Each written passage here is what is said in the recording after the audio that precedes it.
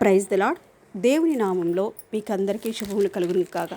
గత వాక్య భాగంలో మనం చదువుకున్నాం కదా, బాలాకు రాజు ఇజ్రాయేలు జనాంగాల్ని శపించడానికి బిలాం గారిని పిలిపిస్తాడు. ఏమంటారంటే, నువ్వు వాళ్ళని శపిస్తే నేను ఈజీగా ఓడిచ్చేస్తానన్నప్పుడు బిలాం గారు అతని దగ్గరికి వచ్చిన తర్వాత మనం సంఖ్యాకాండం 23వ అధ్యాయము 8-10 వచనాలు చదువుకుందాం.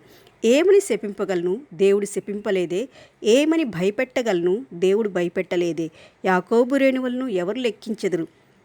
బిలాం గారు వచ్చి చెప్తున్నా అంట, నేను ఏమని శపిస్తాను, దేవుడు నాకు శపించమని చెప్పలేదే. వెళ్ళి ఏమని భయపెడతాను, దేవుడు భయపెట్టమని చెప్పలేదే.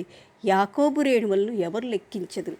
యాకోబు సంతానం దేవుడు ఆశీర్వదించిన సంతానం, ఇసుక రేణువులే ఇజ్రాయెల్ జనాంగం, అభివృద్ధిపరిచిన జనాంగాన్ని నేను ఏమని శపిస్తాను అని అన్నా అంట. 11వ వచనం చూసుకుంటే, అంతటి బాలాకు బిలాంతో, నీవు నాకేం చేసితివి, నా శత్రువులను శపించుటకు నేను రప్పించితిని, అయితే నీవు వారిని పూర్తిగా దీవించితిరను. అప్పుడు బాలాకు రాజు కోపం వచ్చిందంట. బిలాము, నేను దేని పిలిపించా నిన్ను, వాళ్ళను శపిస్తామని పిలిచాను, కానీ నువ్వు వచ్చి చేసిన పని ఏంటి, వాళ్ళని చక్కగా నువ్వు దీవిస్తున్నావు అని అన్నంట. అందుకతడు, యెహోవా నా నోట ఉంచిన దాన్ని నేను శ్రద్ధగా పలుకవద్దా అని ఉత్తరమిచ్చింది. నిర్ణయించేయమంటావు, దేవుడు నాకు ఏ మాట అయితే సెలవిచ్చాడో నేను ఆ మాటే చెప్తాను కదా అని అన్నంట. అప్పుడు బాలాకు, దయచేసి నాతో కూడా మరి ఒక చోటికి రమ్ము, అక్కడ నుండి వారిని చూడవచ్చును, వారి చివర మాత్రమే కనపడును, కానీ వారందరూ నీకు కనపడరు.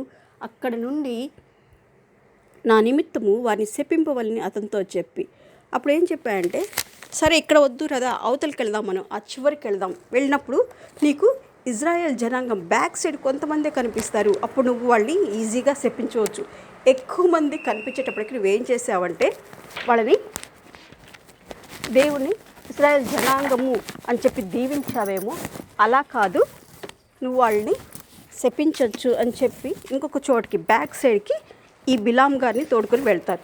వెళ్ళిన తర్వాత అక్కడ 7 బలిపీఠాలు కట్టించి దేవుడికి దహన బలి అర్పిస్తారు. వాళ్ళు అర్పించినప్పుడు ఈ బిలాం గారు ఏమంటారంటే, సరే నువ్వు ఇక్కడే ఉండు, నేను వెళ్ళి దేవుని ఎదుర్కొని దేవునితో మాట్లాడి వస్తాను, దేవుడు ఏం చెప్తారో వినేసి వస్తానని చెప్పినప్పుడు సరేనంటారు.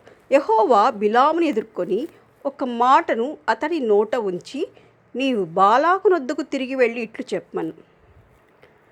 అప్పుడు దేవుడు ఏం చెప్తాడంటే, నేను ఒక మాట ఇస్తాను, అది తీసుకెళ్ళి వాళ్ళకి చెప్పు అన్నప్పుడు అతడు బాలాకు నొద్దకు వెళ్ళినప్పుడు అతడు తన దహనబలి యొద్ద నిలిచి ఉండెను, మోయబు అధికారులను అతని యొద్ద ఉండిరి.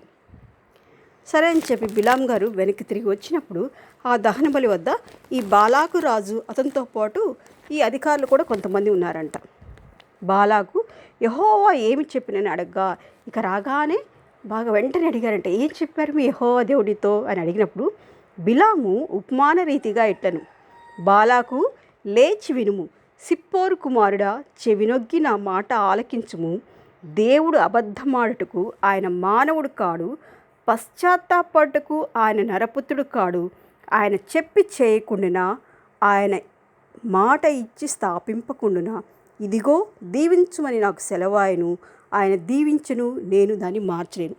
ఏం చెప్పారు మీ యెహోవా దేవుడు అన్నప్పుడు ఏం చెప్తున్నా అంటే, దేవుడు నరపుత్రుడు కాదు కదా, ఆయన మానవుడు కాదు కదా.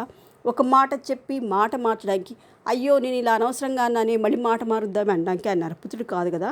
ఆయన వాళ్ళని ఆల్రెడీ దీవించేశాడు, ఇజ్రాయెల్ జనాంగం దీవించాడు. సో ఇదిగో దీవించమని నాకు సెలవాయను, ఆయన దీవించను, నేను దాన్ని మార్చలేను అని చెప్పాడు. దేవుడు మిమ్మల్ని దీవించి ఆశీర్వదించి కాపాడును కాక. ఆమెన్.